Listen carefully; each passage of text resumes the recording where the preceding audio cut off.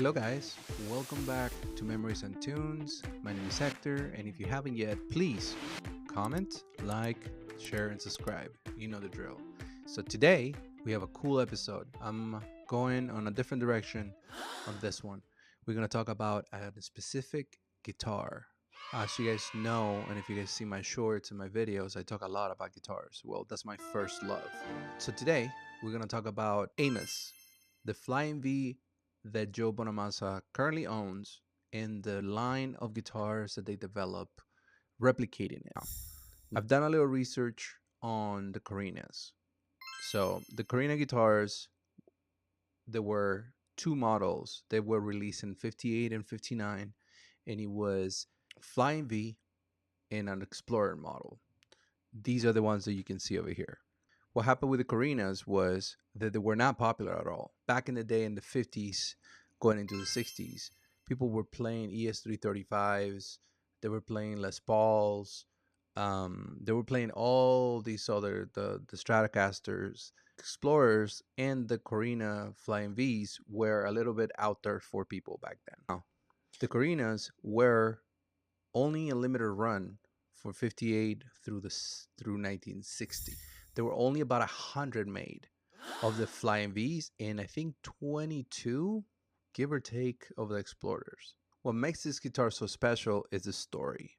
When they used to sell things back in the day, they had a book, and they call it the ledger. So this guitar, as a 1958 Corina Flying V, was sold to Arthur's Music. The owner, Amos Arthur, sold it after like 2 years of having it in there to Pete Mitchell. Not Top Gun's Pete Mitchell, but a guy that had a band. This guitar disappeared through the 70s, I believe, and then Norm from Norm's Rare Guitars out here in California found it and stashed it for years.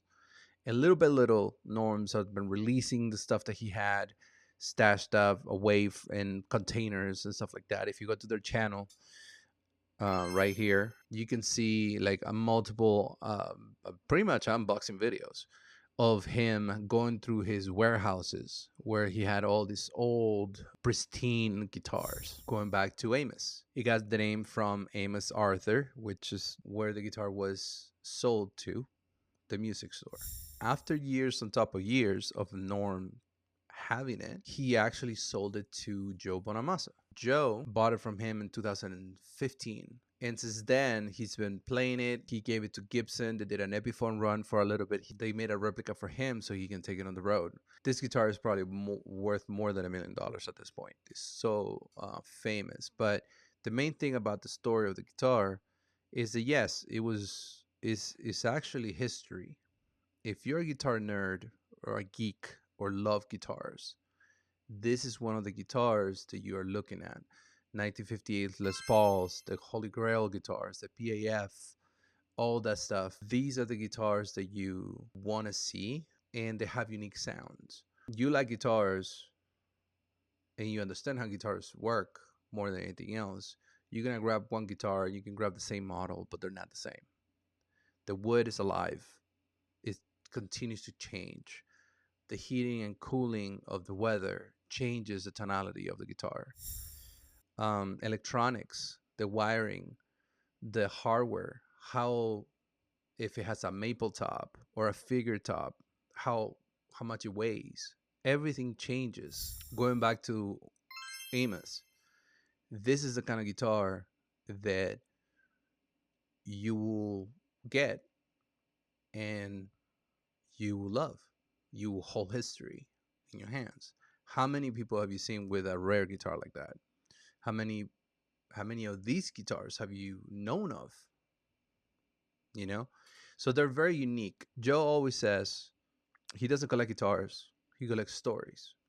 And if you look at it, most of the guitars are very pricey or expensive.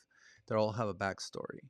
And they all could be traced pretty much until the first day they were sold to a music shop or purchased directly. That's kind of what I wanted to talk to you guys about this specific guitar from this. If you guys want to get into it, go to this video over here, and if you put it in the search in YouTube, you're gonna find countless videos of how much history this guitar carries. Now, if you want to purchase this one, it's gonna an exact replica. It will cost you $20,000. There's only gonna be 50 made. If you want a Corina guitar, Gibson has them, the reissues, or at least the custom shop ones. They're basically brand new, but they're made with the same materials, same everything. It will cost you $10,000 to get either a Flying V or Explorer. For most people,